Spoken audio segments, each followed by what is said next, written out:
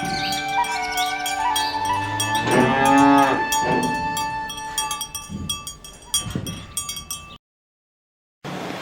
हम भगवत गीता पे एक ऐसे विषय पे चर्चा करेंगे जो बहुत महत्वपूर्ण है।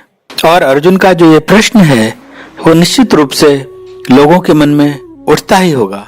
और वो प्रश्न क्या है कि अर्जुन श्री कृष्ण से पूछता है कि हे केशव, मनुष्य किस प्रकार से पाप कर्मों के लिए प्रेरित होता है।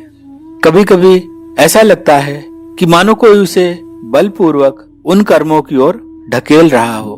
तब श्री कृष्ण अर्जुन से कहते हैं कि जैसा मैं तुमसे पहले ही कह चुका हूं अर्जुन, कि जो सभी प्राणी हैं वो प्रकृति के तीनों गुणों से प्राप्त अपनी प्रकृति का ही अनुसरण करते हैं। और वास्तव में रजोगुण के प्रभाव से मनुष्य कामनाओं और वासनाओं से भर जाता है। और जब किसी व्यक्ति की कामनाएं या वासनाएं पूर्ण नहीं हो पाती तो ऐसे में वह व्यक्ति जिसे भी उन कामनाओं को पूर्ण करने के मार्ग का बाधक समझता है उसके प्रति क्रोध से भर जाता है। और वास्तव में यह क्रोध ही इस संसार का सबसे बड़ा पापी शत्रु है। जिस प्रकार धुआं अग्नि को ढक देता है, धूल दर्पण को ढक देती है और गर्भाशय के अंदर भ्रूण ढका होता है, जीव का चित्त वास्तव में उसी प्रकार से काम की विभिन्न मात्राओं से ढका रहता है। धुआं अग्नि को ढकता है पर अग्नि फिर भी नजर आती रहती है। इसी प्रकार अगर दर्पण धूल से ढका हो तो फिर भी मुश्किल से ही सही पर प्रतिबिंब नजर आ जाता है। और गर्भाशय तो भ्रूण को पूरा का पूरा आच्छादित कर देता है। उस समय भ्रूण को देख पाना संभव ही नहीं हो पाता। तो ऐसे हम समझ सकते हैं कि काम की मात्रा अगर थोड़ी है तो धुआं जैसे अग्नि को ढकता है उस मात्रा में मौजूद है। थोड़ी और बढ़ गई तो जिस प्रकार से धूल एक दर्पण को ढकती है उस तरीके से उसे देखा जा सकता है। पर काम जब ऑब्सेशन की स्थिति तक पहुंच जाए तो गर्भाशय के द्वारा भ्रूण ढकने जैसा समझा जा सकता है। ऐसी स्थिति में विवेक का पूरा पूरा ह्रास हो चुका होता है। ऐसा व्यक्ति किसी के साथ कुछ भी कर सकता है, दूसरे के साथ भी कर सकता है और अपने साथ भी कर सकता है। अतः व्यक्ति को यह समझना जरूरी है कि उसका चित्त कामना और वासना से किस हद तक लिप्त हो चुका है। तभी इस चित्त के मार्जन के लिए कुछ उपाय किया जा सकता है। व्यक्ति की चेतना उसके नित्य शत्रु काम से ढकी रहती है और यह कामाग्नि घटने की बजाय बढ़ती ही जाती है। जैसे गोस्वामी तुलसीदास जी कहते हैं कि बुझे न काम अगिन तुलसी, विषय भोग बहु घीते। विषय भोग का घी डाल करके कोई कामाग्नि को कैसे बुझा सकता है। इसे तो बोध के द्वारा ही समझना पड़ेगा, तभी कुछ किया जा सकता है। फिर श्री कृष्ण एक बहुत अद्भुत बात कहते हैं कि पहले तो अपने शत्रु को पहचानो और वह शत्रु काम है।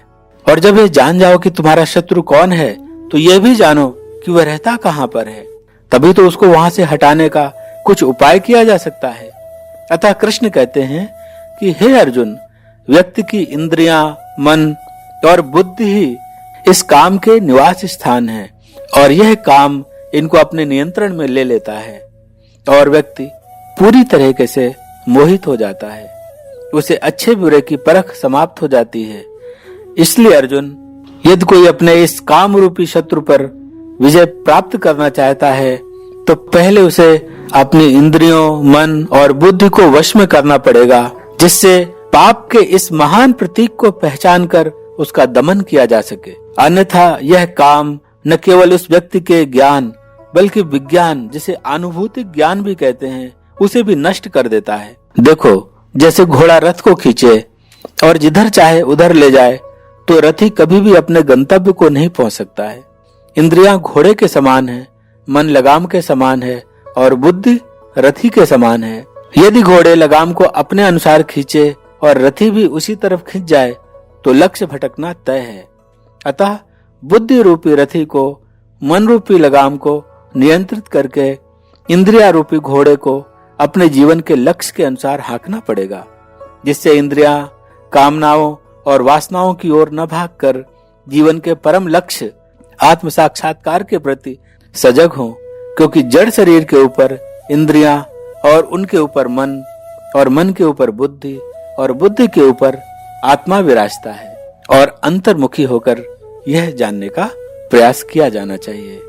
इंद्रियां तो बहिर्मुखी हैं और विषयों की ओर खींचने वाली हैं, और उस समय मन उनका सहयोगी बन जाता है, पर वास्तव में बुद्धि से उनका नियंत्रण करने वाला ही मनुष्य है, क्योंकि मनुष्य के पास ही ऐसी विकसित बुद्धि है जिससे वह यह सब जान सकता है, अन्यथा वह पशु सदृश ही है। हे अर्जुन, सभी व्यक्तियों को जो भी अपना कल्याण चाहते हैं यह अवश्य जानना चाहिए कि उनका जो वास्तविक स्वरूप है वह इन भौतिक इंद्रियों, मन तथा बुद्धि के परे है, और मन को सावधान करके परमात्मा का आश्रय लेकर आध्यात्मिक शक्ति के द्वारा काम रूपी इस दुर्जय शत्रु को जीतने का वो प्रयास करे। आइए हम अपने अंदर मौजूद इस शत्रु को धीरे धीरे पहचानने का प्रयास करें और प्रभु से प्रार्थना करें कि वे हमें सामर्थ्य दें कि प्रकृति के गुण को जो उनके द्वारा ही उद्भूत हैं, उनके पार जाने का हम प्रयास कर सकें और अपने स्वरूप को जानने के प्रति सजग हो सकें। आज हमारी चर्चा भगवद गीता के अध्याय 3 कर्म योग पर पूरी होती है। योगः कर्मसु कौशलम, यह कर्म योग का सार है, और एपिसोड 18 में इस पर हमने चर्चा भी की थी, आप इसको सुन सकते हैं। लेकिन कर्म योग तक पहुंचने के लिए पहले हमें ईमानदारी से कर्म करने की कोशिश करनी होगी, अपने प्रयास करने होंगे, और यही प्रयास एक दिन हमें सफल बनाते हैं। सोहनलाल द्विवेदी जी की एक बहुत अद्भुत कविता है जो मेरे दिल को बहुत छूती है। मैंने सोचा उसे आपसे शेयर करते हैं।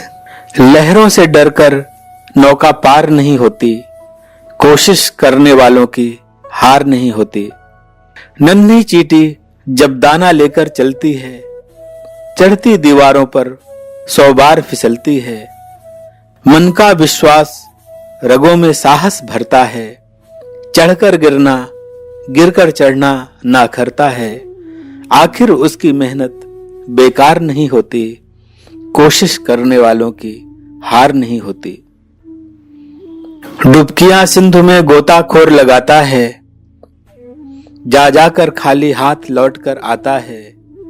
मिलते नहीं सहज ही मोती गहरे पानी में, बढ़ता दुगना उत्साह इसी हैरानी में।